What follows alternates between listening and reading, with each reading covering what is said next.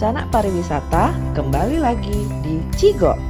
Hari ini Inet mau ajak dun sanak sekalian jalan-jalan ke Kampung Minang Nagari Sumpu yang terletak di Kecamatan Batipu Selatan, Kabupaten Tanah Datar, tepatnya di sebelah utara Danau Singkara. Untuk bisa sampai di sini, kita memerlukan waktu 2 jam perjalanan dari Bandara Internasional Minangkabau. Kampung Minang Nagari Sumpu ini merupakan salah satu desa wisata yang berbasis budaya. Makanya, paket wisata yang ditawarkan di sini juga kaya akan nilai budaya Minangkabau. Mulai dari tata cara bertani, memasak, sampai berkesenian seperti tarian, randai, dan silat.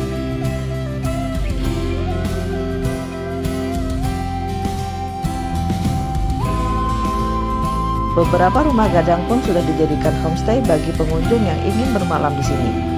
Jadi, dun sana nggak perlu khawatir lagi cari tempat menginap.